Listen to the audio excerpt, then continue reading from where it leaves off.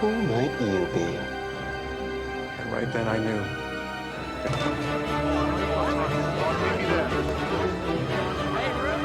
When's the last time the council actually convened in person? October 1963. The lawyer will explain everything. Ah, lawyer.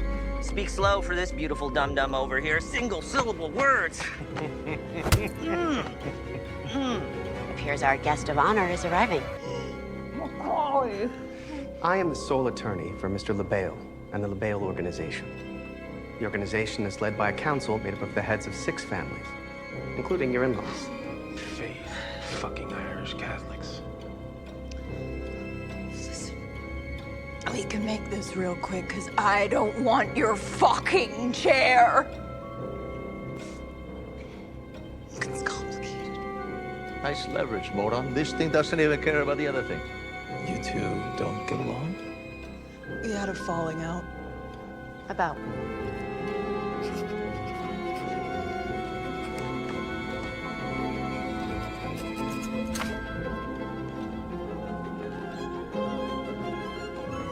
Yeah. Ah! Grace, stop it. Come on. We gotta get up. We gotta move. Shit. We gotta get up. Shit. We gotta get up. Oh, we're gonna climb with handcuffs? Okay, fuck. Okay, turn on. What is this? No, just press input 1.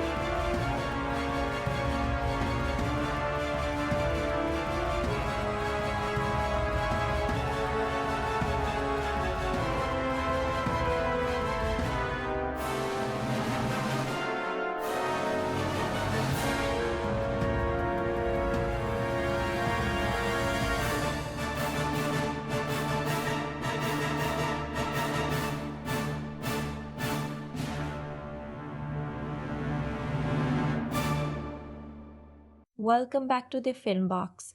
If you're here, you already know how this works. We don't just watch films, we pull them apart, hold every piece up to the light, and figure out what they're actually made of.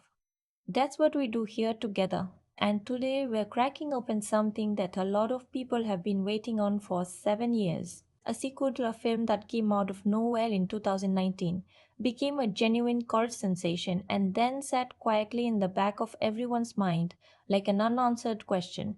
Is Gliss really safe now? Is the game really over? Well, the box is on the table. Let's open it. Here is what you need to know before we go any further. This is a film that arrives in 2026 with enormous expectations on its shoulders. The weight of a beloved original, a passionate fan base, and the constant ghost of the phrase unnecessary sequel hovering just outside the frame. What makes it genuinely interesting is not just what it does, but what it chooses to reach for. Whether it grabs it fully, cleanly, with both hands is the question this whole video is designed to answer. And here is where I'll tell you honestly, my experience watching this was more complicated than I expected. Not disappointing. Complicated. That's a different thing, and it matters. So let's start at the beginning, not with the story, but with how this box was actually built. Because here's what most people miss before they sit down in that seat. The first Ready or Not was announced with almost no fanfare and arrived like a fist. It was sharp, vicious, gloriously mean, and it launched Samara Weaving into a different kind of conversation entirely. For 7 years, there was no sequel. Radio silence. The directing duo of Mart Bettinelli, Olpin, and Tyler Gillett moved on to the Scream franchise, then made Abigail. The cult following for the original only grew louder in that time.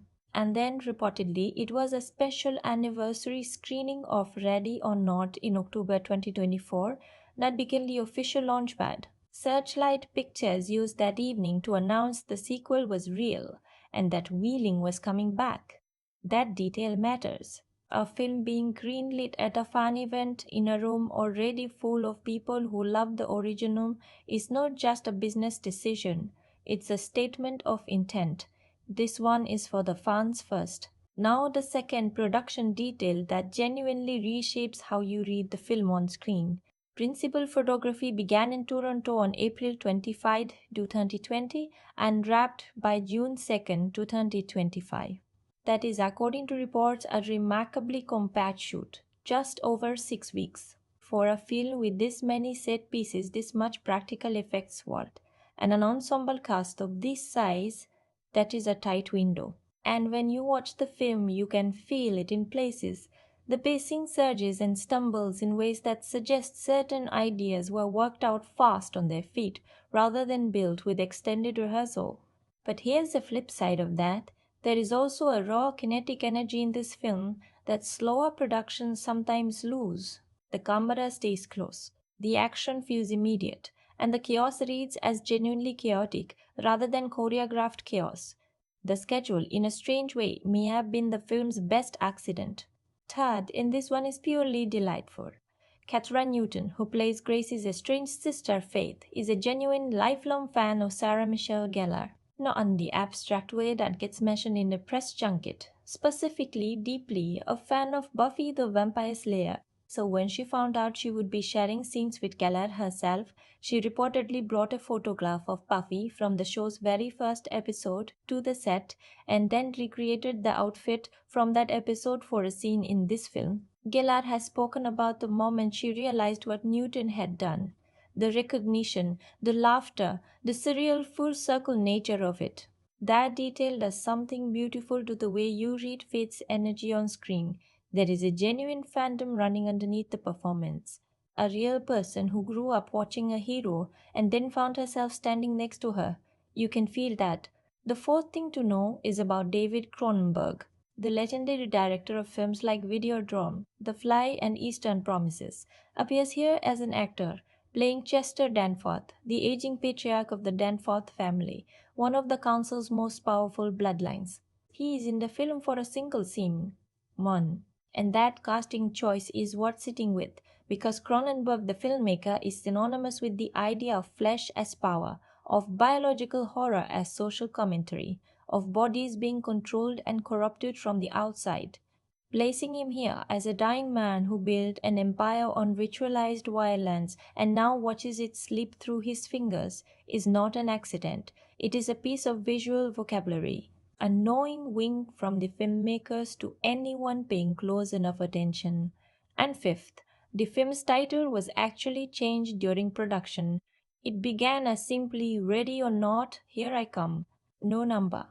Then during shooting, reportedly, the decision was made to add the 2 to lean into the sequel identity rather than obscure it. That shift tells you something about how the filmmakers ultimately chose to position this story, not as a standalone reimagining, not as a soft continuation, a sequel, proud of the number, committed to the continuity. That decision shapes everything about how the film handles its returning mythology. It builds on the original rather than rewriting it, and that is both its greatest strength and the source of its most honest limitations. So, now you know how the box was built, let's talk about what's inside it. Ready or Not 2, Here I Come is a 2026 American comedy horror film directed by Matt Bettini-Opin and Tyler Gillette, the duo known collectively as Radio Silence, written again by Guy Busick and R. Christopher Murphy, the same writers behind the original. It stars Samara Weaving, returning as Grace MacCaullay, now joined by Kathryn Newton, Sarah Michelle Gellar, Elijah Wood, Sean Hatosy, Nestor Carbonell, Kevin Durant, Olivia Cheng, and the aforementioned David Cronenberg. It was distributed by Searchlight Pictures, premiered at South by Southwest on March 13, 2026, and released theatrically on March 20. It runs at 1 hour and 48 minutes. It is rated R, and it earns every frame of that rating. At its heart, this is a film about a woman who survived the impossible only to discover that surviving the impossible simply unlocks the next level of the nightmare. It is a satire about power, who hold it, how it gets passed down, and what it costs the people who were never supposed to be in the room. It is also quietly a film about sisterhood, about the particular damage of family estrangement and whether blood can be repaired after years of silence. Those two threads, the savage comedy of elite violence and the tender grief of two sisters who lost each other, are the twin engines underneath everything you watch. Should you watch it? Here is my spoiler-free answer. Yes, but watch the original first if you haven't.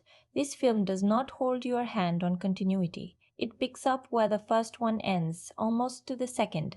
If you go in fresh, you will be lost within minutes. But if you love Ready or Not, if Grace's survival meant something to you, if you want more time in this specific, gloriously unhinged world, this film has things to offer you. It is not the original. It does not hit the same note, but it reaches for new ones, finds several of them, and delivers at least 2 or 3 sequences that are genuinely brilliantly alive. My rating is a 6.2 out of 10. And before you close this tab, that number comes from a real place. A place of genuine engagement, honest disappointment in specific areas, and real admiration in others. By the time this video is done, you'll understand exactly where every decimal of the score comes from. So let's keep going. I walked into this one with what I can only describe as a complicated form of hope, the kind of hope that has already been slightly bruised by experience. I loved Ready or Not. I rewatched it. I talked about it. I recommended it. It is the rare horror film that earns its satire rather than just announcing it. So sitting down for this sequel, the question wasn't really, will this be good? It was more specific than that. It was, does this have something to say that the first one didn't already say better? And for the first 20 minutes, I genuinely wasn't sure. The film opens in the immediate aftermath of the first one. We are right back there. Police tape, smoke rising from what remains of the La Doma's mansion, and Grace sitting on the steps in the wreckage of her wedding night. Weaving does something extraordinary in this opening that I want you to clock carefully. She does not play triumph. She does not play relief. She plays collapse. Her body has simply run out of whatever kept it upright through the night. And what we see in those first quiet minutes is a woman falling apart after the adrenaline is gone. It is a quieter kind of performance than the screaming, running, surviving Grace of the first film, and it is, I would argue, more impressive. She makes you feel the weight of what this person has been carrying before the new story even begins. The atmosphere in those early hospital scenes is deliberately less gothic than the original. Fluorescent lights, institutional beige, the mundane, exhausting reality that follows in extraordinate, there is something almost funny about it. Here is a woman who just survived a satanic ritual murder game and now she is handcuffed to a hospital bed being asked paperwork questions. The film knows the comedy of that contrast, and it plays it with a dry, understated confidence that hooked me immediately. I walked in expecting the film to sprint from the first frame, guns blazing, eager to prove itself. Instead, it paused. It let Grace breathe, barely, and then it reloaded the chamber. And in those first 10 minutes, that restraint is the most interesting thing the film does. The hospital sequence does one more thing before the film shifts gears, and this is the detail that will hit differently now on a rewatch. Faith MacCaullay walks through that hospital door not as a hero arriving to save her sister, but as a stranger who happens to still be listed as an emergency contact. 7 years of silence.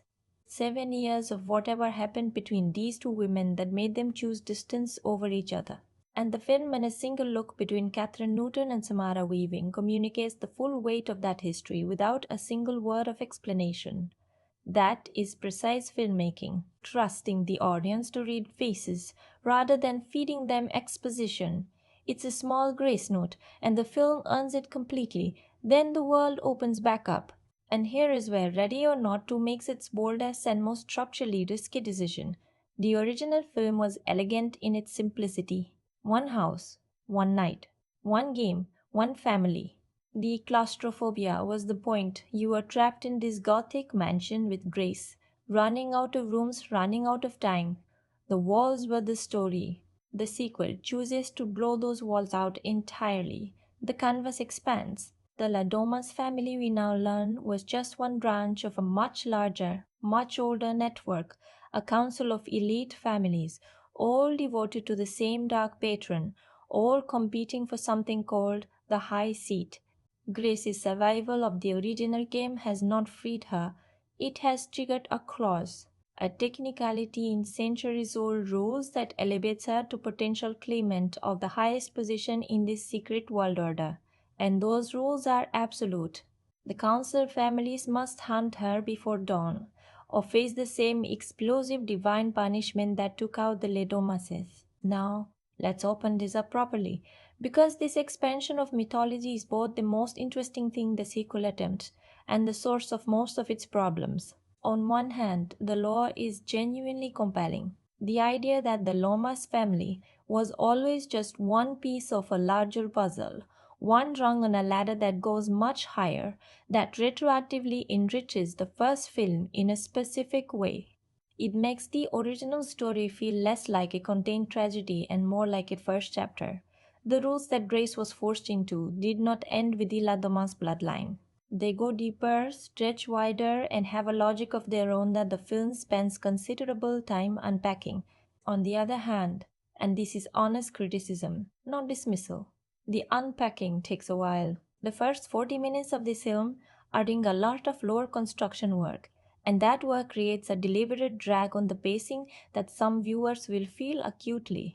Characters arrive to explain things. The rules get restated from multiple angles. The council families are introduced in a way that is clearly designed to establish a roster of players.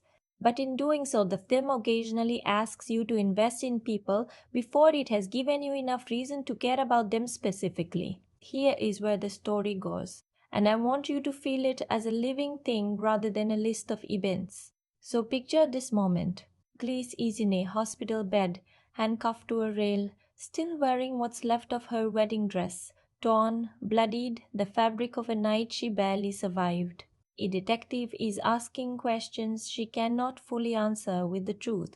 Her sister is standing in the doorway, caught between old hurt and urgent concern.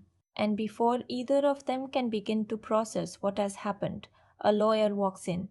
Not the sympathetic kind, the kind who represents interests that predate governments and government's laws. He explains, calmly, in a way that only truly dangerous people can be calm, that Grace's survival has legal implications, that her position has changed. that there is a game she now has the right and the obligation to play. He gives her nothing in the way of a choice. This moment is the film's thesis statement in miniature. Grace does not choose to enter the world of the council. She was born into its margins through marriage. She survived the first game by will and blood and luck, and now the system has claimed her regardless of her intentions. She never wanted any of this. She married into a family, and the machinery of inherited power, of wealth built on ritual violence, has decided that her survival makes her a piece on the board whether she agrees or not. That is not a subtext, that is the text, and it is sharp. It is genuinely sharp, because the film is asking something the original film also asked. But louder now, what does a person do when a system decides it owns them? When the rules were written by people with everything and enforced on people with nothing to lose except their life?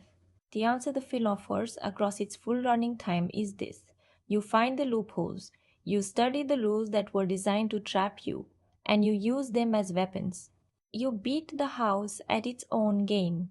Grace does this spectacularly, in a way I will detail fully in the spoiler section, but the journey to that moment is where the film truly lives, and that journey runs through an abandoned compound, a series of confrontations with people who are as ridiculous as they are dangerous, and a relationship between two sisters that starts as barely contained resentment and ends as something far more honest and raw. Let me walk you through the world of the council families, because understanding who is hunting Grace and Faith makes the entire middle section of the film land correctly.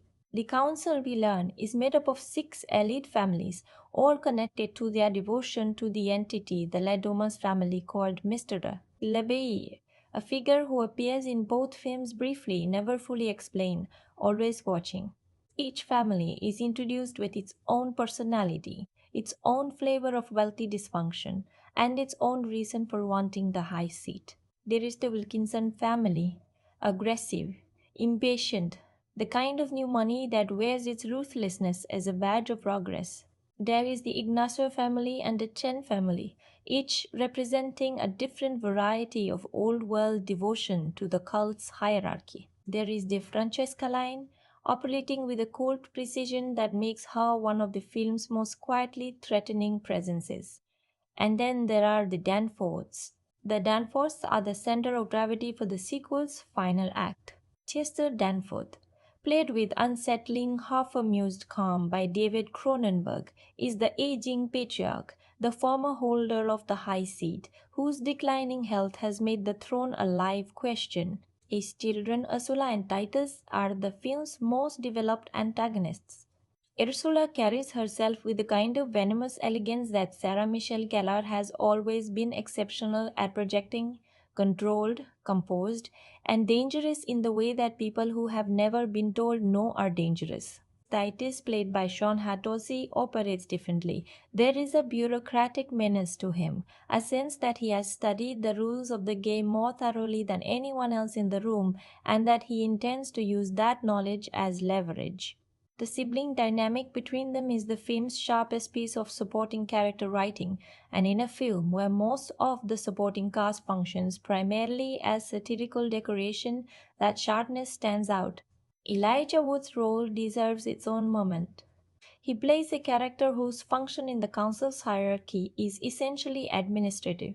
He is the interpreter, the rule keeper, the man who exists to make sure the game's ancient legalities are honored. Wood plays this with a perfectly calibrated, unctuous formality that is both deeply funny and genuinely unnerving. He is the face of a system, pleasant, reasoned, deeply invested in the appearance of fairness while serving machinery that is anything but. Every scene he is in carries this quality of polished institutional horror, the sense that bureaucracy in service of evil is its own specific kind of threat. He does not need to be physically dangerous to be frightening. His danger is procedural, and that is a much more interesting kind of villain than another person with a weapon. Now, with Grace still recovering, still fighting the physical aftermath of the previous night, and now chained to a situation she did not consent to, the film introduces its second great structural choice. It chains the sisters together, literally. At one point in the film's first act transition, Grace and Faith are physically bound to each other, a visual metaphor that is not subtle, but that the film earns through the emotional texture it builds around it. Two women who spent 7 years not speaking to each other, who are only in the same room because of a catastrophe, forced by the architecture of their new nightmare to move as one unit. Every decision Grace makes affects Faith immediately. Every hesitation from Faith costs Grace time she does not have. The sibling friction is not background noise, it is a direct survival variable. That is smart writing. That is using the emotional architecture of the story to drive the mechanics of the plot. So what happened between them? What broke 7 years of sisterhood into silence? The film parcels this out deliberately, and I want to give you the shape of it without landing in full spoiler territory yet. What we understand across the film's first 2 acts is that Grace and Faith were orphaned early. They grew up without the stability of family, which is why Grace's desperate hunger to belong to the Ledomas clan, to marry into a family at any cost, carries such specific weight. Faith, for reasons the film reveals layer by layer, chose a different kind of distance, not just from Grace, but from the idea of needing anyone. She built her life around self-sufficiency that reads as coldness until you understand what it is protecting. When these two women are finally in a room together, literally unable to separate, what emerges is not just survival instinct. It is old grief. It is a specific, peculiar love between people who hurt each other, not out of malice but out of shared damage that neither of them knew how to handle. Kathryn Newton holds her own in every scene opposite Weaving, and that is not a small achievement. Weaving is a magnetic presence. She commands the screen with a physical, instinctive authority that very few actors working today can match. Newton does not try to compete with that. She plays Faith as someone who absorbs and waits, who processes before she acts, who masks her fear behind a specific kind of tightly held stillness. The contrast between these two performance styles is itself a piece of storytelling. Grace reacts. Faith calculates. And across the film's running time, you watch both women discover that their way of surviving is incomplete without the others. Let's move through the film's midsection, because this is where the most inventive filmmaking happens, and also where the most frustrating stretches occur.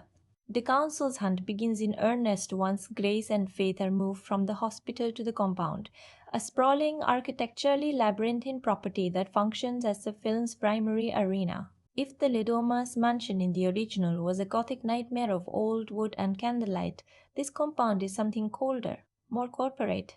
It is money that does not need to announce itself through decoration. The design of the space communicates that the Ledomas family, for all their power, while essentially minor league. The council plays in a different stadium altogether. The chase sequences through the compound are genuinely well constructed. Bettinelli Old Pin and Gillette direct action with a commitment to spatial clarity that is rarer than it should be. You always know where Grace and Faith are relative to the people hunting them, which means the tension has a real geometry to it. When the geography shifts, you feel the stakes shift with it. The editors work in close collaboration with that spatial intelligence, cutting between hunter and hunted in rhythms that pull tight and then release at exactly the right moments. It is technically accomplished work, and it is elevated significantly by the film's musical choices, which we will come back to in a moment, because one specific song choice in this film is one of the most inspired decisions the entire production made. Look closer at this scene, the midpoint sequence that the film builds its best 20 minutes around. Grace and Faith have been separated momentarily during the compound chase. There is a confrontation involving two of the council's operatives, members of opposing family factions who are, in this moment, more focused on eliminating each other than on the sisters. What begins as a three-way standoff quickly escalates into a fight that the film makes deliberately absurd by introducing one supremely effective variable: pepper spray. Both combatants are incapacitated. Both are fighting essentially blind, swinging on instinct and fury and the pure learned muscle memory of people who have trained their whole lives to hurt other people. And underneath all of this chaos, as fists and furniture and improvised weapons are flying in every direction, the film drops Bonnie Tyler's Total Eclipse of the Heart on the soundtrack. This moment is the film at its best. Not just funny, not just violent. Funny and violent in a way that illuminates something true. The absurdity of people this powerful, this trained, this invested in a centuries-old system of ritualized murder, being temporarily defeated by a can of pepper spray and a Bonnie Tyler power ballad. It deflates them. It punctures the mythology the council has built around itself. It turns the terrifying into the ridiculous, which is exactly what great class satire does. The original Ready or Not had several moments like this. This sequel has fewer of them, which is part of why the film sits at a 6.2 for me, rather than higher. But this sequence is one of them, and it is completely unforgettable. Now, as the hunt intensifies and the sisters fight their way through the compound's architecture and the council's increasingly desperate strategies, the film begins to reveal the loophole at the center of its climax. And this is where I'm going to hold back. We're approaching full spoiler territory, which I'll cover completely in the breakdown section. But what I will say here, in the safe space before that line, is this. The plot mechanism that drives the film's final act is not a cheat. It is seeded carefully. There is a character, Jensing, played with a specific exhausted dignity by Olivia Chung, who represents a different relationship to the council's rules than anyone else in the film. She has lived inside this system long enough to understand its architecture in ways the other families have not bothered to study. Her role in the film's final act is both plot function and thematic statement.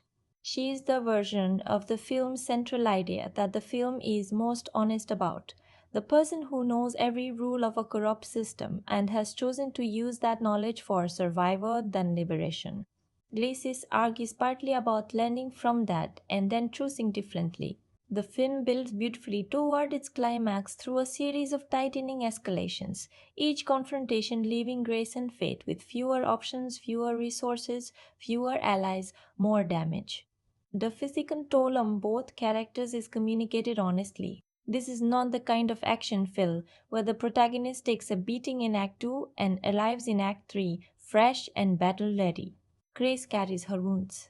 Fate carries hers. By the time the film reaches its final sequence, both women look exactly like people who have been running and fighting for an entire night. That authenticity matters. It keeps the emotional stakes from evaporating into pure spectacle. And then comes the dress. Here is what most people miss. Or rather, here is a detail that you feel before you consciously register it. When Grace appears in the film's final sequence in the black wedding gown, a stunning architectural piece, veil included, the visual contrast with her original wedding dress at the start of the first film is not accidental. She arrived in white, full of hope, walking toward a family she wanted to belong to. She ends this story in black, walking toward a confrontation she chose. The transformation is entirely external and entirely internal at the same time. The costume is doing genuine thematic work. White is the outfit of someone who arrived wanting to be accepted. Black is the outfit of someone who has decided that acceptance was never the point. That is the film's most visually coherent statement, and it lands. Now let's talk about what this film does brilliantly, and I want to be specific because the film deserves specificity, starting with Samara Weaving because there is no other place to start. Weaving carries this film the way a bridge cable carries weight, under continuous enormous pressure, without breaking and making the structure possible. What she does in this performance that is different from the original is the register she operates in. The first film gave her an arc of escalation. She went from terrified bride to survivor over the course of one night. This film asks something harder. It asks her to play a woman who is already broken, who has already been through the worst night of her life, and who must find something else, something beyond adrenaline, beyond shock, beyond survival instinct, to keep going. The emotional fuel Grace runs on in this film is not fear. It is love for Faye. That shift from fear as engine to love as engine is the character's entire arc, and Weaving communicates it through physical performance, through the way she positions her body relative to her sister in every shared frame, through the choices she makes in the film's quietest moments. The scene in the film's second act where Grace and Faith are hiding in a small room, and Grace says, paraphrasing carefully here, that Faith has never once thought anything through before acting on it, and Faith responds with the particular hurt of someone who has heard this specific criticism their entire life. That scene is the film's emotional peak. Both women are exhausted, frightened, weaponized by old grievances they haven't had the luxury of processing, and the scene works because neither of them is wrong. Grace is right about Faith. Faith is right about Grace.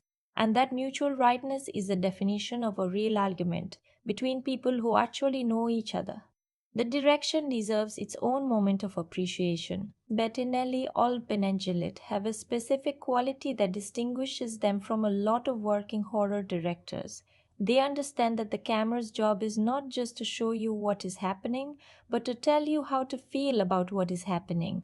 The angle from which they film a confrontation changes whether you feel dread or dark comedy or genuine tension. They shift those angles deliberately, often mid-sequence, as the emotional register of a scene shifts. The compound chase sequences are shot with a restless, handheld immediacy that puts you in the physical experience. The council's formal scenes, the moments of procedural power and ancient hierarchy, are shot with a composed, almost architectural stillness that communicates the difference between chaos and the systems that produce it. That contrast is directorial grammar, it is intentional and it is effective. The production design of the compound is something I want you to look at specifically on a rewatch. There is a visual language built into the space. Certain areas of the compound are decorated with symbols and architectural choices that correspond directly to the council's history and hierarchy. These are not background details, they are a map. If you know where to look, the compound itself tells you which family built which section, which families are allied with each other, and where the physical power is located in the space. It is the kind of design work that most audiences will absorb unconsciously and feel without identifying, but it rewards the people who look closely. Music. Let's talk about music, because this film makes choices with its core and its source cues that range from inspired to slightly on the nose, and the gap between those extremes tells you something interesting about the film's relationship with its own tone. The original film score, by Brian Tyler, had a specific quality of dark grandeur, of something ancient and ceremonial lurking under the surface comedy. The sequel expands that palette with a score that is more explicitly action-oriented, driving the pace harder in the film's intense sequences. It works. It does exactly what it needs to do, but it does not have the airy depth of the original's most memorable musical moments, particularly the use of the hide-and-seek song, which the sequel brings back beautifully in a late film callback that is one of the best decisions in the entire script, and then that is total eclipse of the heart. We have already discussed the sequence, but the choice of that specific song deserves a little more attention. The song is about desperate, consuming love, the kind that feels like being overwhelmed, being blinded, being unable to see anything except the thing that has your whole heart. Playing it over a scene where two people are literally blinded, fighting each other for a power structure that neither of them created and that will ultimately destroy both of them, that is genuine musical irony.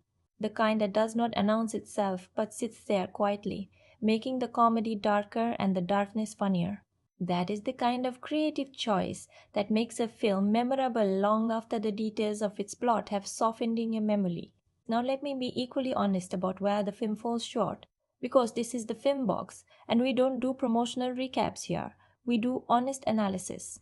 The first and most significant structural problem is the one I mentioned earlier. The film's first act lore building is too dense, and it arrives before the audience has been given enough emotional investment in the new characters to make the lore feel like revelation rather than obligation. The council is introduced through a series of scenes that are essentially information delivery systems. We meet family heads. We are told what the high seat is, why it matters, what the rules are. We see Chester Danforth, beautifully played, genuinely compelling, in a single scene before the plot moves on without him. The problem is not that this information is uninteresting. It is that the film front loads it before we have had time to understand why we should care about any of these specific people beyond their function in the machinery. The original film worked precisely because it confined itself to one family and let you learn every member of that family through action rather than through exposition. The sequel's expanded canvas requires more setup, and that setup costs momentum in the film's critical early minutes. The second honest criticism is about the supporting council families outside of the Danforths. The Wilkinsons, the Ignacios, the Chen family. They are, with the exception of Olivia Cheng's Chen Xing, primarily satirical targets rather than developed characters. They exist to be menacing and then eliminated. That is fine as a structured choice. The film has a lot of moving pieces and cannot develop all of them with equal depth. But the result is that several of the film's confrontations, particularly in the middle section, lack the specific personal stakes that made the La Dumas family so memorably horrible. You knew exactly who Aunt Helen was. You knew what Daniel and Emily represented.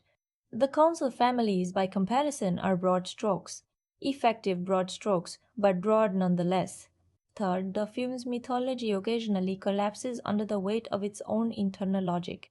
The rules of the game, who can kill whom, under what circumstances, what triggers divine retribution, what the specific legal conditions for the high seat are presented with great confidence but not always with complete consistency. This is the kind of thing that will genuinely bother some viewers and roll off others entirely. For me, personally, it sits in the category of a problem I noticed but was willing to live with because the film's energy carries you past it most of the time. But there are specific moments, particularly in the film's final act, where you can feel the screenplay asking you not to look too carefully at the mechanism, to focus on the emotion instead. That is a small ask in a film this committed to its own absurdity, but it is an ask nonetheless. Fourth, and this is the one that genuinely stings, the film misses Adam Brody, not as a personal criticism of the sequel's casting choices, but as a structural observation about what his absence costs.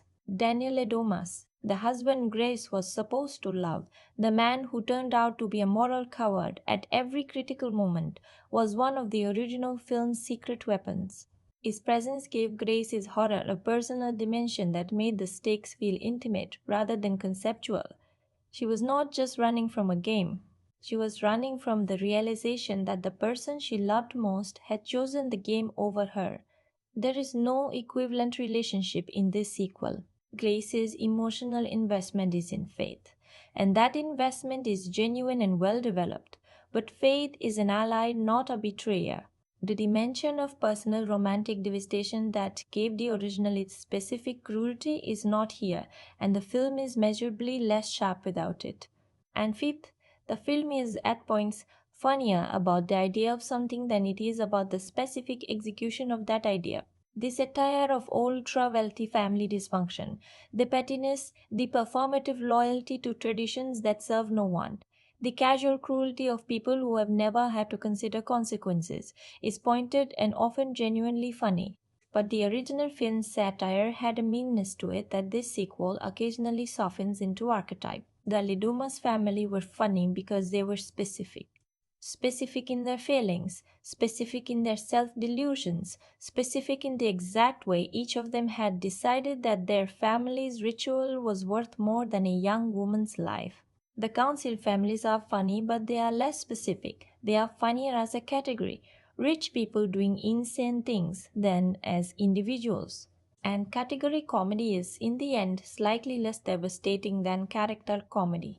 None of these flaws break the film, but they accumulate over 108 minutes into a feeling, a nagging sense that you are watching a film that had the ingredients for something extraordinary and chose, in a few key moments, to be very good instead of exceptional. That is not failure. Very good is a real thing. But for a sequel to a film as sharp as Ready or Not, very good feels like it is leaving something on the table. That is where the 6.2 lives, not in disappointment. in a clear-eyed accounting of what this film is versus what it could have been, and in genuine, warm appreciation for what it actually delivers on its best days, in its best scenes, with its best performances. This is a film worth your time. It is a film with a specific, angry, entertaining intelligence. It knows what it is doing most of the time. And in its peak moments, it reminds you that radio silence, when they are firing, make horror comedy that very few other filmmakers working right now can match. We are moving now into territory that requires the full spoiler warning. But before we get there, let me bring you to the world this film arrived into. Because context is everything, and the world of early 2026 gave this particular story a specific kind of resonance that I want to trace carefully. Ready or Not to, Here I Come, arrived in cinemas on March 20, 2026, and the world it walked into was not the same world that greeted the original in August 2019. Let's sit with that for a moment, because the gap between those two release dates is not just a number.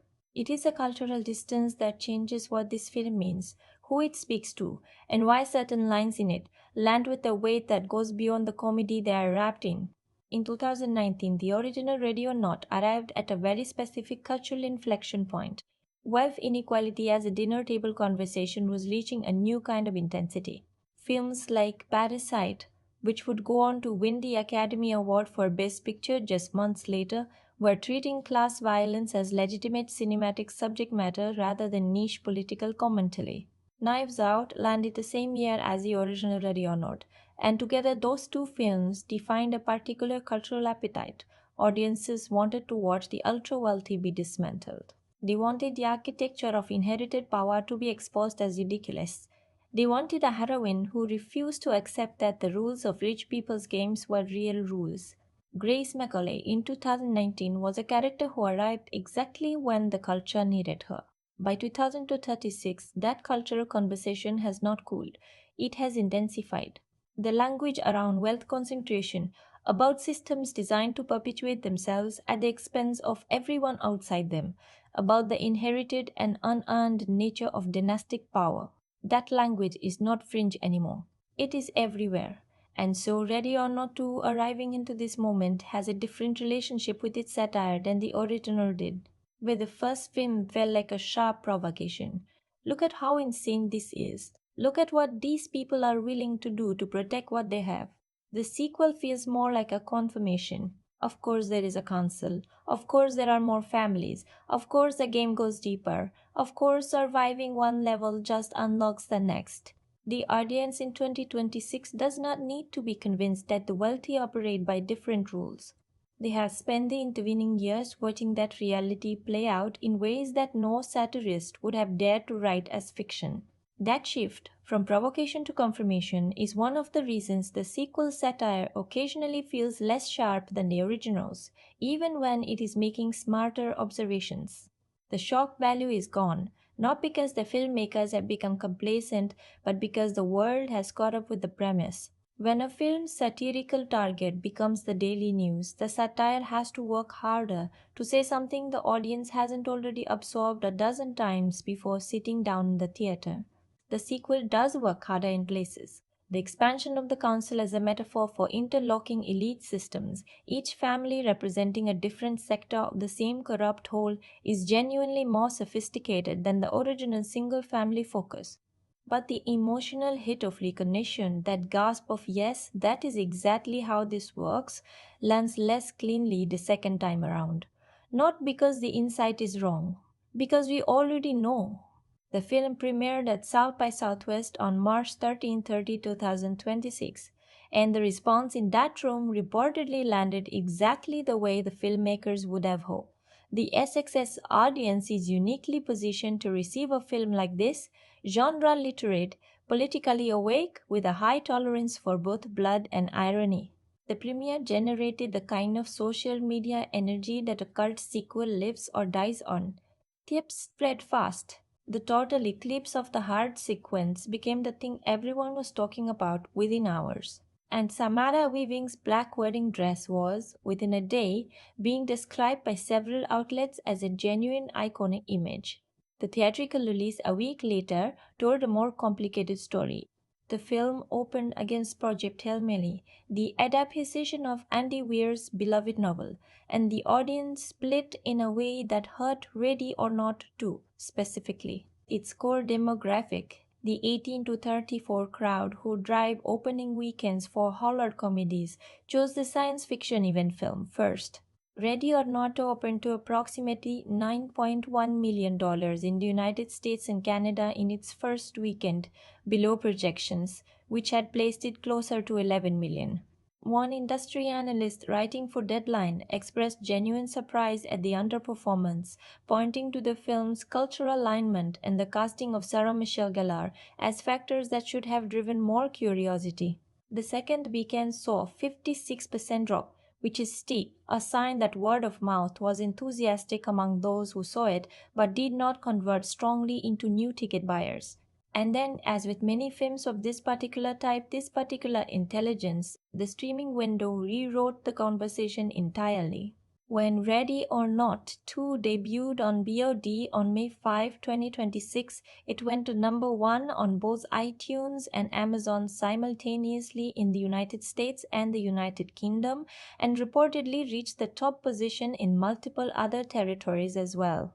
The cult reception the original enjoyed over years of streaming discovery, that second wave phenomenon where a film becomes beloved by the people who find it on their couch, sharing it excitedly with friends, rewatching it because it rewards rewatching, seems to be activating for the sequel at a much faster pace. The original built its cult slowly over years. The sequel is building one in weeks. That acceleration tells you something important about the difference in how these two films are being received. The original was a discovery. The sequel is a reunion. People who already love Grace are finding the sequel on streaming and bringing it into the same emotional space as the original, watching them back to back, treating them as a complete text. In that context, the sequel's expansion of mythology, its deepening of the world's rules, its insistence on connecting everything to a larger structure, all of that works better as a second chapter than it does as a standalone film. The theatrical experience asks you to hold the original in your head while watching the new thing. The streaming experience lets you do that literally, consecutively, in the same sitting. And the film rewards that approach. Critically, the reception landed roughly where the film's quality is predicted. Rotten Tomatoes sits at 74% from 216 critics, a number that reflects this genuine but qualified enthusiasm.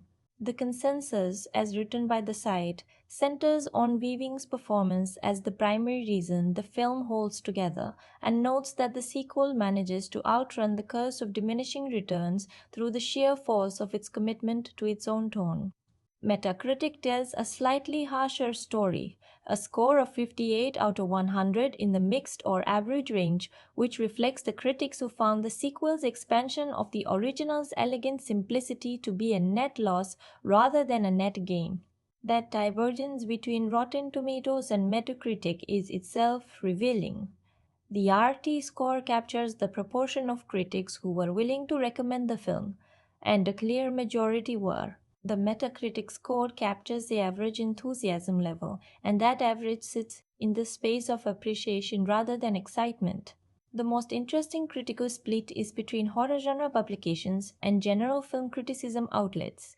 Horror genre critics almost uniformly gave the film warmer notices. Megan Navarro at Bloody Disgusting awarded it 3.5 out of 5 stars, calling the approach of maximum crowd-pleasing fun a success, even while acknowledging that some of the original's magic was traded away in the process.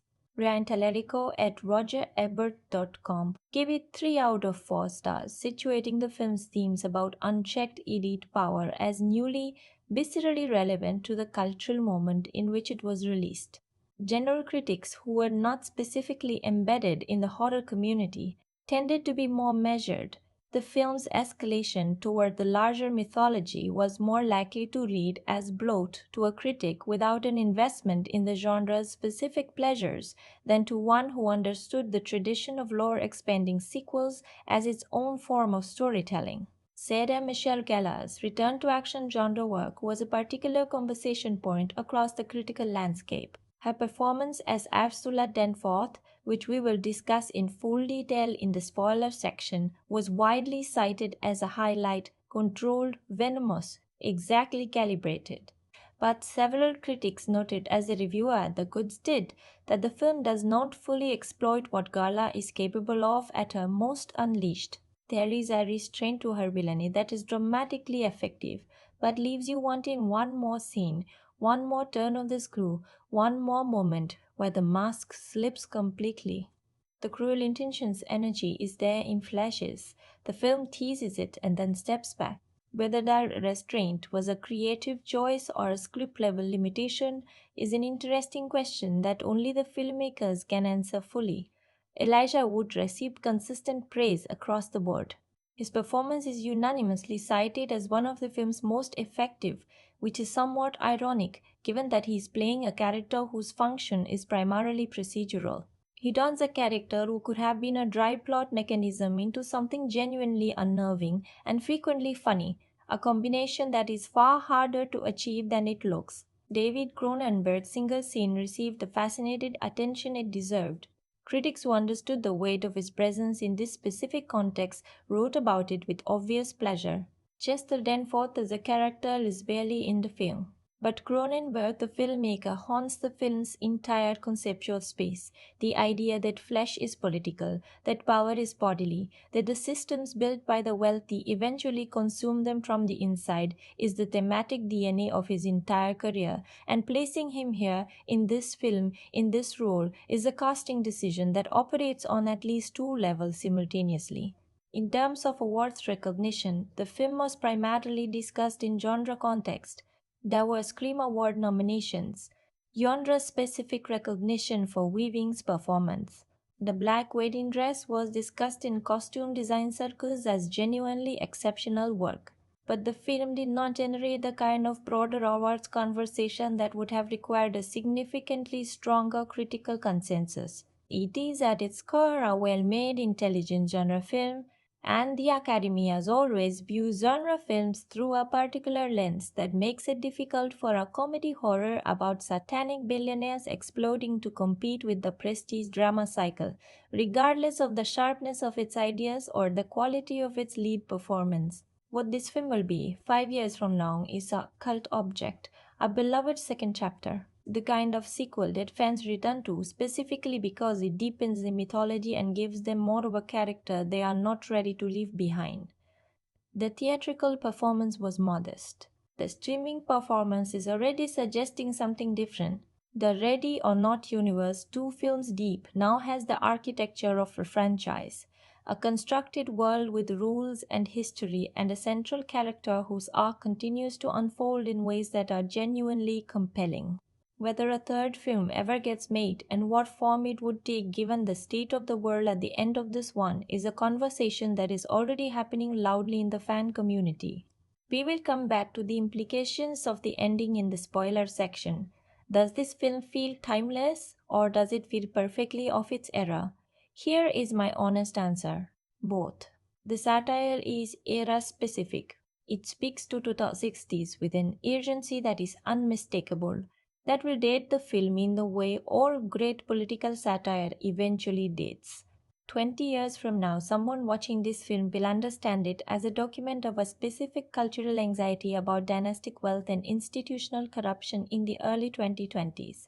But the emotional core, 2 estranged sisters forced by extraordinary circumstances to find each other again, to work through old wounds under impossible pressure, that is not era-specific. That is human. That will play in 50 years. It plays right now, not because of the satire, but because the people at the center of it are real in the way good performances make characters real. Blaze and Faith will outlast the politics that frame their story. That is the film's most durable achievement. Now let me take you into the deeper layer, what this film is actually about beneath everything I have just described, beneath the blood and the dark comedy and the labyrinthine mythology of the council and its games. Because there is a through line here that I want to pull all the way to the surface, not in an academic way, not with the language of a film studies essay, but in a way that makes you go, yes, I felt that I just did not have words for it until now. At its deepest level, this is a film about the violence of being claimed, about what happens to a person when a system decides it owns them, not because of who they are, but because of what they survived, what family they married into, what rules were written by powerful people long before they were born. Grace never agreed to the Ledomas game. She married a man. She fell in love, or believed she did, and walked into a family, and the family turned out to be a mechanism that would eat her if it could. She survived. And survival in this film's world is not freedom. It is reclassification. You do not escape a system by outlasting it. You simply become a higher value piece on its board. That is a specific, precise kind of horror. Not the horror of a monster or a ghost or an external threat. The horror of a structure, of something so large and so old that it does not need to chase you. It just waits, because you are already inside it. Grace is not being hunted because she is special. She is being hunted because she accidentally qualified under rules she did not know existed. The impersonality of that is what makes it terrifying. The council's families are not evil in a personal, passionate way. They are evil the way institutions are evil. Systematically, routinely, with paperwork, with a lawyer, with centuries of precedent. That is the specific horror this film is interested in, and it is a more sophisticated horror than anything that can be done with a jump scare or a monster design. Now here is where the sister relationship becomes the film's emotional argument rather than just its emotional texture. Fate's arc. And I am dancing near spoiler territory here, so I will be careful, is the arc of someone who grew up understanding that systems always win and who chose to build her life around refusing to depend on any system or any person as a form of self-protection. She learned early that family, the institutional kind, the inherited kind, is a mechanism that can destroy you just as easily as the strangers outside it. Grace learned the opposite lesson from the same circumstances. That family was the thing she most desperately needed, which is why she walked so willingly into the La Doma's trap. Neither strategy protected them. Both strategies left them alone. The film's argument is not that one sister was right and one was wrong. It is that both strategies were responses to the same wound, and that neither wound could heal without the other person in the room. That is genuinely moving. Not in a sentimental, manufactured way. In the quiet way that true things move you, the way recognition moves you more deeply than manufactured emotion, because recognition feels like something that was already yours being handed back to you. The film also has something to say about the specific way daughters are treated within systems of inherited power. Every female character in the council's hierarchy is either decorative, procedural, or exceptional in ways that the system reluctantly accommodates. Chen Xing's knowledge of the loopholes has made her valuable, but not powerful. She is the person who knows how the rules work, because she has had to study them to survive, not because she was ever given a seat at the table. Ursula Danforth's ambition is real and her intelligence is formidable. But even she operates within a framework where the high seat was assumed, for most of its history, to belong to a man. Blaze's victory at the end of this story, and I am going to hold the specific details for the spoiler section, is a victory over the structure itself, not just over the individual people within it. She does not tame the high seat, she destroys the mechanism that produces it. That choice is the film's moral position, stated in the clearest possible terms. You do not reform a system built on ritual violence, you burn it down. That resonates. In 2026, for a specific demographic of people who have spent years watching institutional corruption protected by institutional rules, it resonates deeply. The satisfaction of the film's ending is not just visceral, not just the cathartic pleasure of watching bad people get what they deserve. It is the satisfaction of watching someone refuse the choice that the system presents as the only available choice. Grace is offered a seat at the table. She declines. She does not want to run the mechanism. She wants it to stop. That impulse, to reject reform and demand abolition, is not a new idea, but it is an idea with enormous contemporary energy. The film finds a way to express it that is accessible and entertaining and explosive without being preachy. That is hard. That is genuinely hard. and it deserves recognition. There is also something worth sitting with about what the film says about survivors specifically. Grace at the start of this film is not okay. The previous night destroyed her in ways that are physical and psychological and relational all at once. Her marriage is over. Her husband is dead. Her understanding of the world has been fundamentally reorganized. Everything she believed about family, about belonging, about love has been revealed as either false or irrelevant. And yet, the story refuses to give her time to process any of this. The world she has been pulled into does not care about her trauma. It does not offer grief leave. It does not pause the game because she needs recovery. It just moves to the next level. And this is perhaps the film's most quietly devastating observation, that systems do not recognize the damage they cause to the people they use, and they certainly do not adjust their timelines to accommodate healing. Grace is being hunted while she is still in shock from the last time she was hunted. That is not coincidence. That is the design. The film handles this with a lightness that is appropriate to its tone. It does not wallow in Grace's trauma, does not turn her PTSD into a subplot, does not make the horror melodramatic. But it is there, in every physical choice Weaving makes in the early scenes, in the shaking hands and the hyperventilating and the way she flinches at sudden movement. The film sees Grace's damage even when it does not pause to describe it. And that peripheral acknowledgement, that refusal to either ignore the damage or make it the whole story, is a mature and humane piece of filmmaking. Now, the moment has come. The box opens completely here. Everything I have been building toward is through this door. Alright, full spoilers from this point. If you haven't seen the film yet, close this now. Go watch it and come back when you're ready. Trust me, you want to experience it fresh. So, let's start at the moment the film's structural machinery clicks into full gear and trace everything through to the final frame. Because this film's ending is much more layered than it appears on first watch, and the path to it is full of details that most people miss the first time through. We have covered the setup, Grace in the hospital, Faith arriving as the estranged emergency contact, the lawyer explaining the council's claim on Grace's survival. But let's go deeper into what happens the moment the sisters are taken from the hospital, because the film does something interesting here that sets up the physical stakes for everything that follows. They are not taken by violence, they are taken by procedure. Men arrive with paperwork and authority and the language of legal process, and Grace and Faith are moved from a place of apparent safety into the council's domain through the mechanisms of institutional legitimacy. This is deliberate. The film is making a point, the same point it will make repeatedly across its running time, that the most dangerous element of a system built on violence is its ability to make that violence look like process. The council does not kidnap Grace and Faith in the way a thriller would. It administers them. It processes them. It moves them like assets on a balance sheet. That is more frightening than a straight kidnapping, and the film knows it. The compound itself deserves a full spatial description for anyone who wants to understand how the film's geography works, because the physical space is a thematic text. The compound is built around a central structure, a formal brutalist building that houses the council's formal spaces, its ceremony rooms, its administrative infrastructure.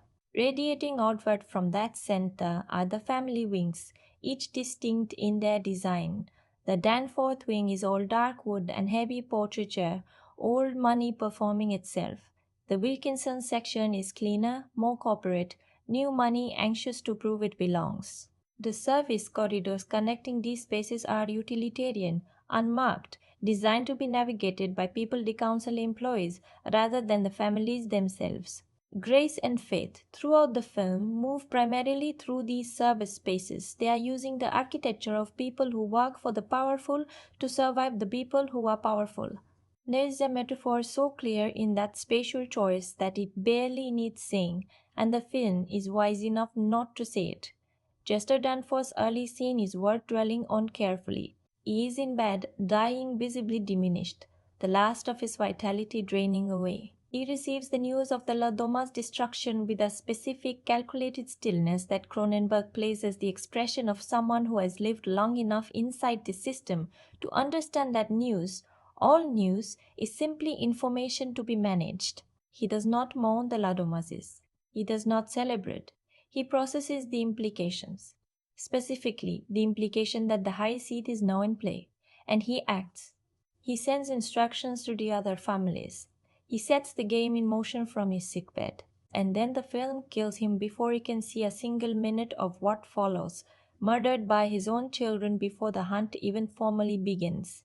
That detail, Chester Danforth, who set everything in motion, who has held the high seat for decades, killed by his own son and daughter before the game starts, is the film's first explicit statement about the internal logic of dynastic power. It always, eventually, turns on itself. The children who were raised inside the machine eventually used the machine against the parent who built it.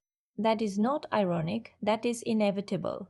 Ursula and Titus Danforth healing their own father in the film's opening movement is also the detail that most clearly establishes them as the primary antagonists of the second and third acts. The other council families are hunting Grace because the rules require it. The Danforths are hunting Grace because they have decided that the high seat belongs to them by right, and that everything else, including the rules, including the other families, including their deceased father's wishes, is an obstacle to be managed. There's dynamic is the film's sharpest piece of satirical writing. Ursula believes she deserves the seat through intelligence and preparation, and the sheer force of her ambition. Titus believes he deserves it to technical mastery of the rules. Neither of them is wrong about their own qualifications. Both of them are completely wrong about whether deserving something in a corrupt system is the same as being entitled to it. The sibling competition between Ursula and Titus also mirrors, deliberately and pointedly, the sibling relationship at the center of the film's emotional story. Grace and Faith, Ursula and Titus. Two sets of siblings defined by estrangement and competition and the specific damage of growing up in a family that taught the wrong lessons about what love requires. The parallel is not subtle, but it is earned because the film does the work of making both sibling pairs feel like real people shaped by real history rather than thematic chess pieces. When you watch Ursula and Titus circle each other, you are watching Grace and Faith's relationship through a dark mirror. What these sisters might have become if they had been raised inside the system rather than reaching toward it from outside. Bill Wilkinson's death deserves attention because it establishes the film's relationship with its own violence early and clearly. He is the most aggressive of the council family heads. Impatient, contemptuous of process, the kind of person who has always gotten faster results through force than through procedure. His decision to attack Grace at the hospital before the former game has even begun gets him eliminated almost immediately. The divine mechanism the film has established, the same one that destroyed the Ladoma's family when the rules were violated, takes him out decisively. This is the film reminding you of its internal logic. The system punishes those who violate the system's rules, even when those violators are themselves part of the system. Power is not protection from the mechanism. It is simply a higher position within the mechanism. And the mechanism has no loyalty to its participants. Now let's trace Grace and Faith's movement through the film's middle section with the detail it deserves. Because there are beats here that most people either speed through or underestimate, and they contain the seeds of the ending. The first real confrontation in the compound, the moment when Grace and Faith go from processing the situation to actively fighting back, happens in one of the service corridors, and it is significant for a reason beyond its violence. Grace improvises. Every weapon she uses in this sequence is something she found rather than something she brought. A door handle, a fire extinguisher bracket, a section of exposed electrical conduit.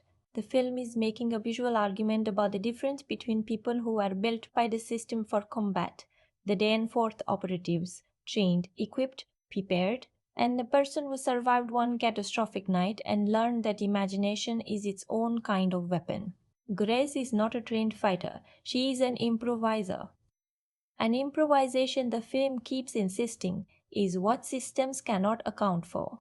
You can prepare for every known threat. You cannot prepare for someone who makes weapons out of whatever is nearest to hand.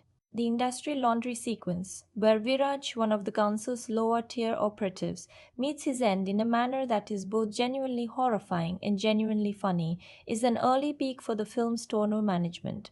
The comedy of the situation is not mean-spirited toward the character. It is the comedy of systems, of a person who was deployed by a vast institutional machine to accomplish a specific task, whose death results from his own certainty that the situation was under control. His mistake is the same mistake every operative in this film makes. He underestimates Grace's willingness to use whatever is available. The laundry sequence is also visually inventive in a way that the film's action choreography reaches for throughout. It uses the specific physical properties of its location rather than ignoring them. The weight and momentum of industrial machinery becomes part of the fight's glamour, that is smart action filmmaking. Then comes Jenshing. And Jenshing is the character I want you to spend the most time with on a rewatch, because she is doing more work in this film than any single viewing reveals. Olivia Chang plays her with a specific quality of dignified exhaustion, the exhaustion of someone who has lived inside a corrupt system for so long that she has become a kind of expert in its corruption. Jenshing is the head of one of the council families, but she has never fully believed in the council's mythology. She has participated because participation was survival. She has learned the rules because knowing the rules was protection.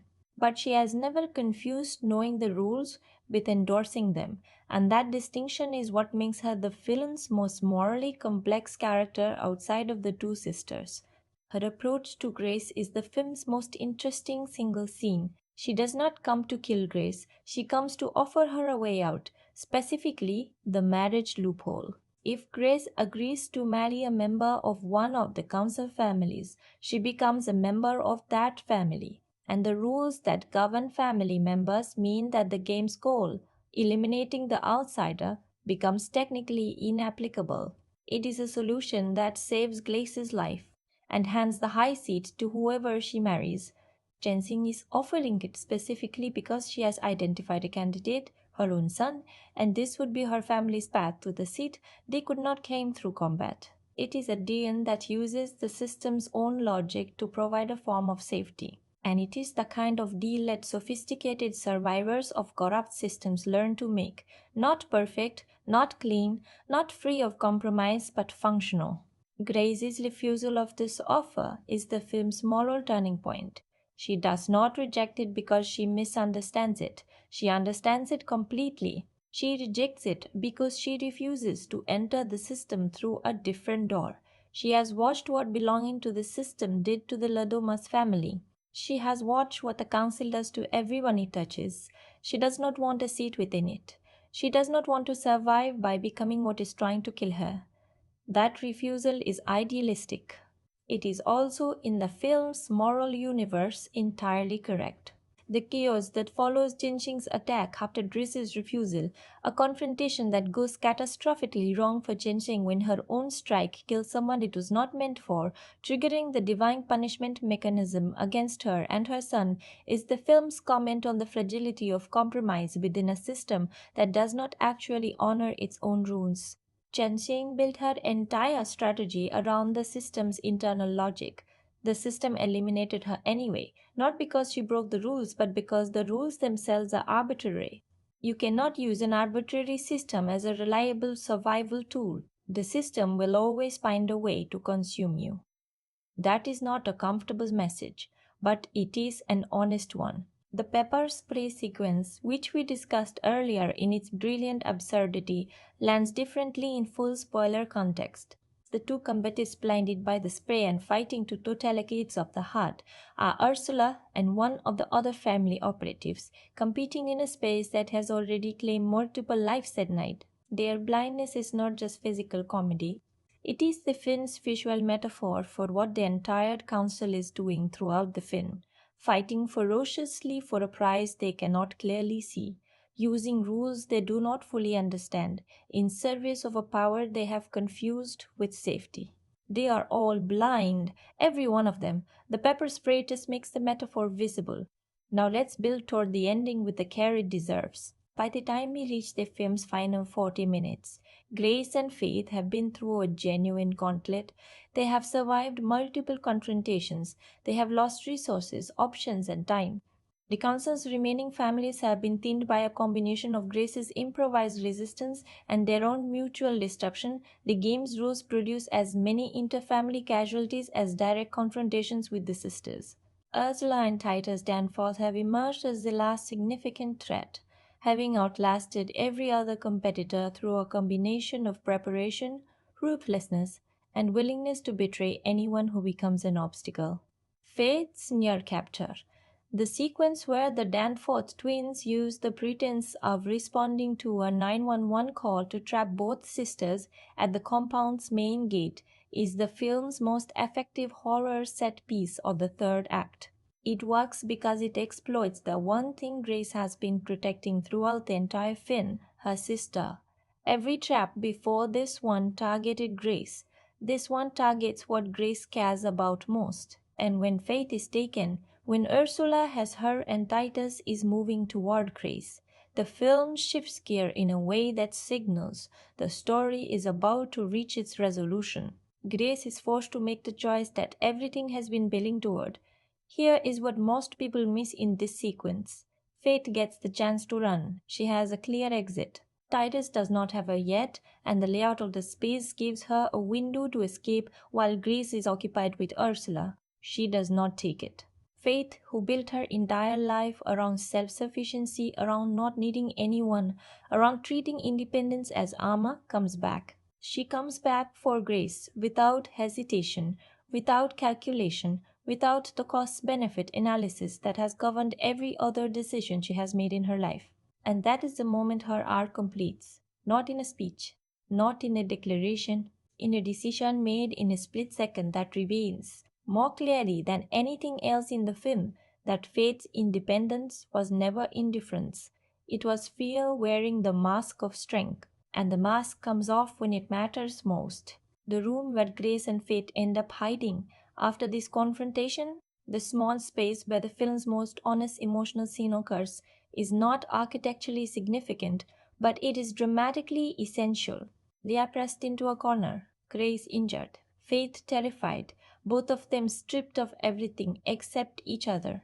And in this moment, Grace says what she has been unable to say for 7 years, that she knows Faith never stopped caring, that she knows the distance between them was not malice but damage, that she is sorry for her part in it.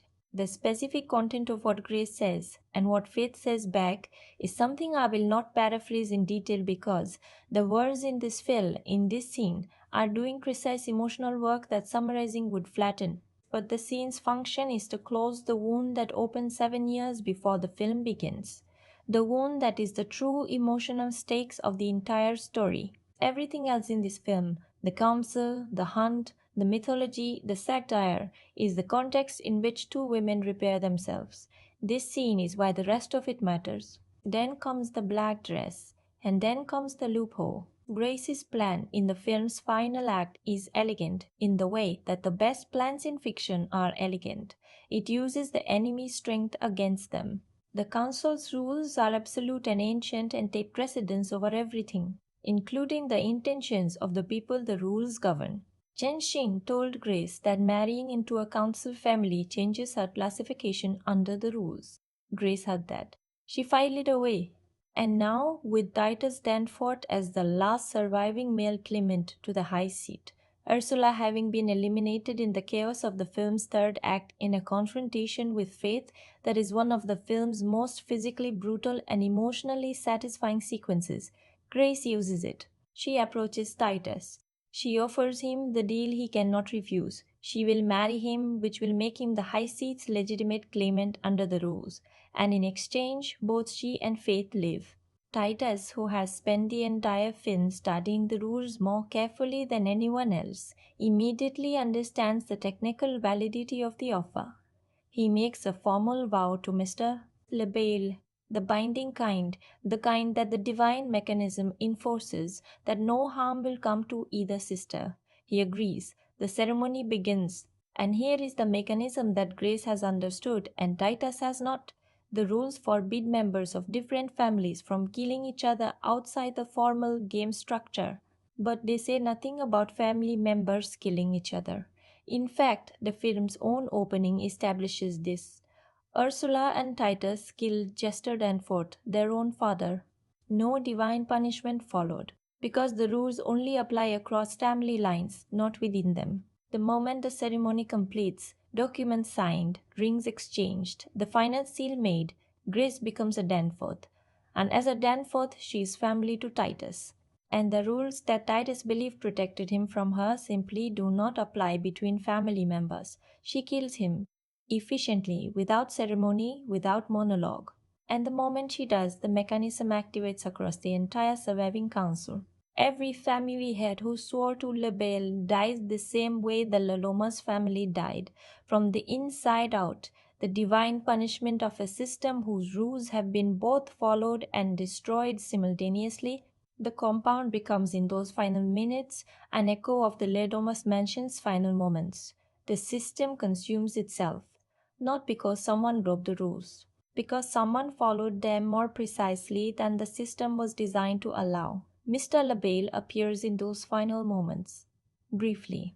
In the same way he appeared in the first film, a flicker of presence, a recognition of the outcome, a nod that communicates something between acknowledgement and respect. His expression in this appearance is ambiguous in a specific, deliberate way. He is not angry. He is not celebrating. He is watching.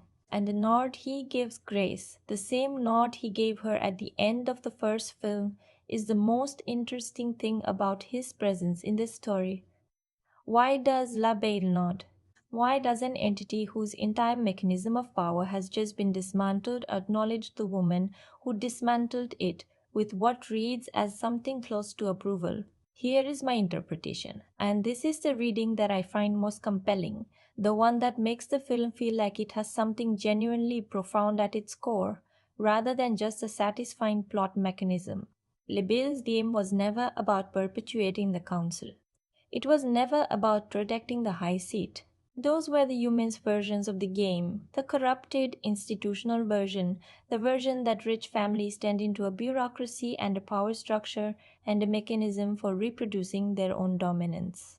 LaBelle's original game is something older and purer and stranger than that. It is a test of who understands the rules deeply enough to transcend them, of who has the specific combination of intelligence, improvisation, love, and audacity to take a system designed to kill them and make it the instrument of their liberation. The nod is not forgiveness, it is recognition. Grace passed the test, a different test than the one the council thought they were administering, but the test nonetheless. The final image of the film, Grace and Faith emerging from the compound together, both in black, the structure behind them intact but empty, silent, stripped of the people who gave it meaning, is the bookend the film has been building toward since its opening frame. We first saw blazing white at the start of the original film, arriving at a family's home with hope. We now see her in black, leaving a different family's home with her actual family. The color is mourning, yes, but it is also authority. These are not women who have been broken by the system. They are women who have walked through it and out the other side, and the fact that they are still standing, still together, is the film's final act of defiance against everything the council represented. The ending does not set up a third film explicitly, but it leaves the door open with a precise, careful precision. The lawyer, Elijah Wood's character, is still alive. He is the only participant in the night's events who is still alive and still has detailed knowledge of the council's history and structure. The film does not address what happens to him after the council's destruction. He exists in the epilogue space unresolved, watching. If there is a third film, and the streaming performance of this one suggests that conversation will happen, the lawyer is the mechanism through which it begins. The hide and seek song. I need to spend a moment on this because it is one of the most emotionally complete decisions in the film and the one that most clearly demonstrates the writer's understanding of what they built across these two stories. When Grace storms back into the compound in the final act to save Fate, the score shifts to the melody of the hide-and-seek counting song, the same song that marked the game in the original film. But this time, Grace is not singing it in fear or defiance or dark comedy. She is singing it under her breath as she moves. She has internalized it. She knows the game. She is no longer a player who was forced to learn the rules. She is someone who owns the game completely. The song, which in the original film was associated with terror and the arbitrary violence of a system she was thrown into, is now the score of her choosing to engage on her own terms. The transformation of this single musical motif across two films is the clearest possible statement of Grace's character arc. She arrived at this story's beginning as someone the game was played against. She ends it as someone who plays the game better than anyone who was born to it. Post-credits. There is a brief post-credits sequence, and I want to be precise here because it is easy to misread.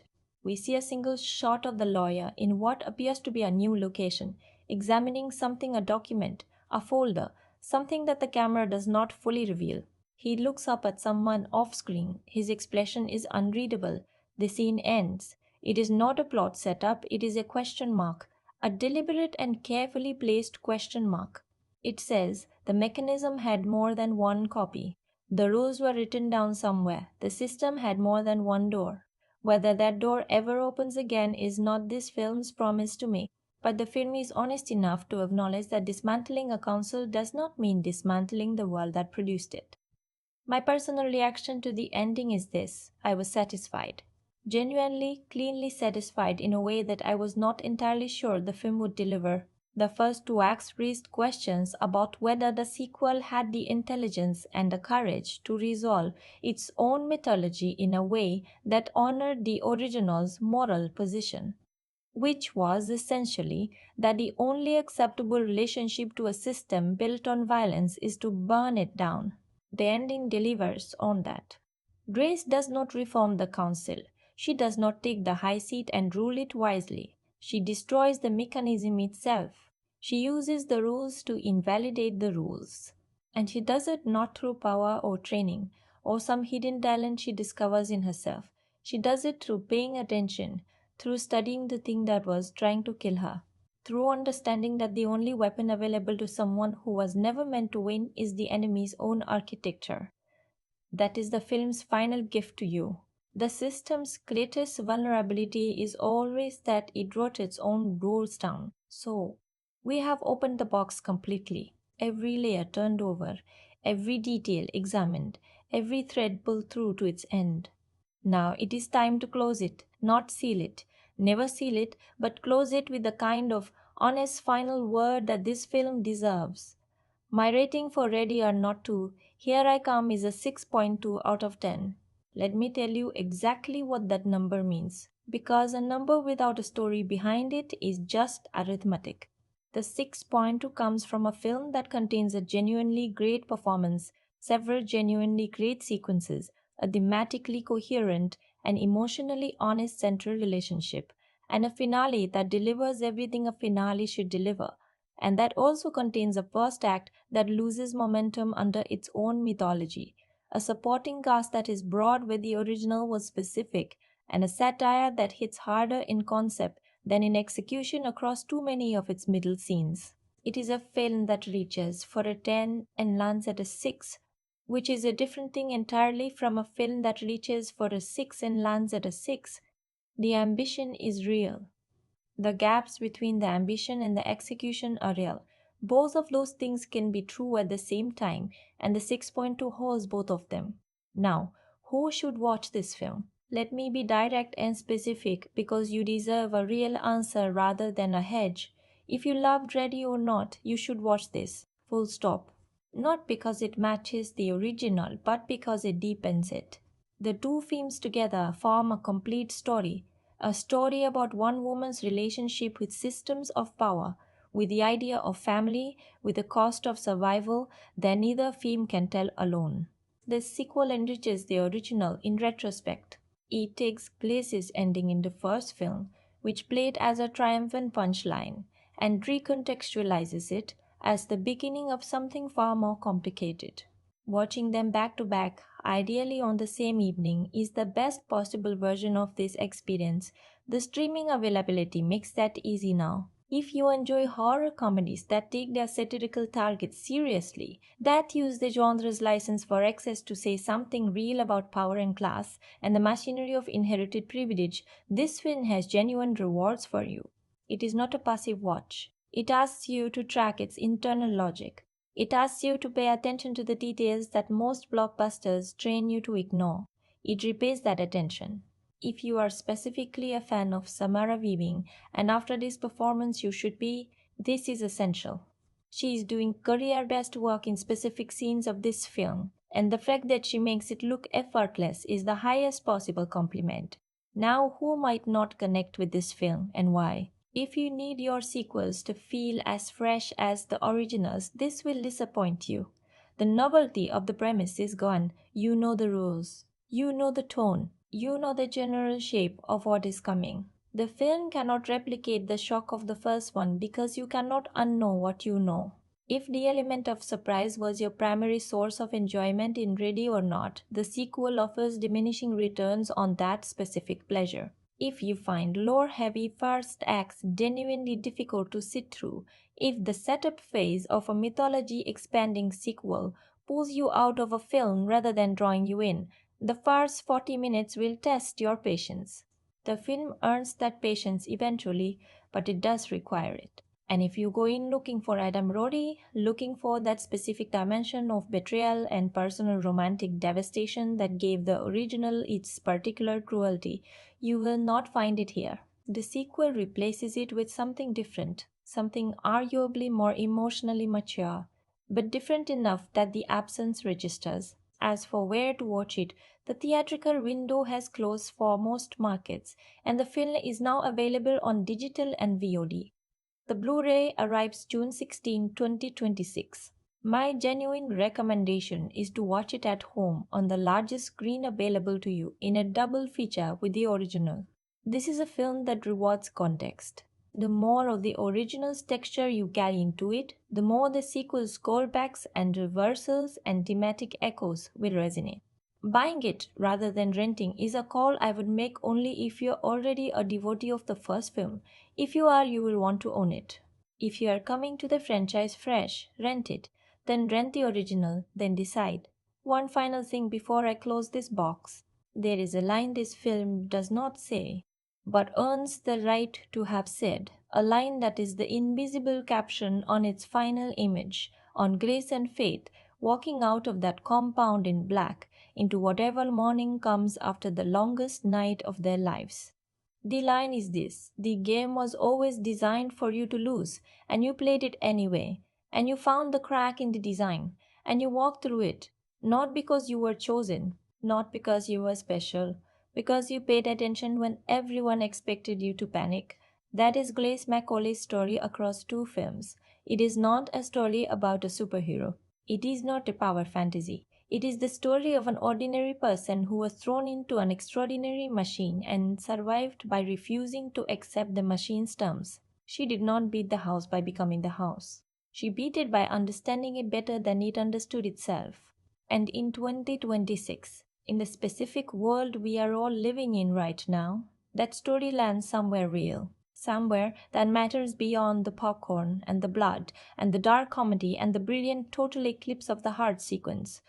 Every film is a box, and we open this one together. If this breakdown gave you something, a new angle on the film, a detail you missed, an idea that stayed with you, hit that like button. It tells the algorithm that this kind of deep, honest film analysis is worth surfacing, and it is the single most direct way you can support what we do here at the Film Box. Subscribe if you want more of this. We go deep on every film we cover, no exceptions, no shortcuts. And drop your thoughts in the comments below. I want to know specifically, do you think Grace's ending was the right choice? Should she have taken the high seat and tried to reform the council from within? Or was burning it down the only honest answer? That is a conversation worth having, and the comment section of this video is where I want to have it. The next box we are opening is one that has been sitting on the shelf for a while, a film that the world underestimated on first release, that critics and audiences could not agree on, and that contains one of the most quietly devastating final scenes in recent cinema. I think you are going to want to be there for it. So stay close. Every film is a box, and we've only just started opening them. That's the film box. See you in the next one.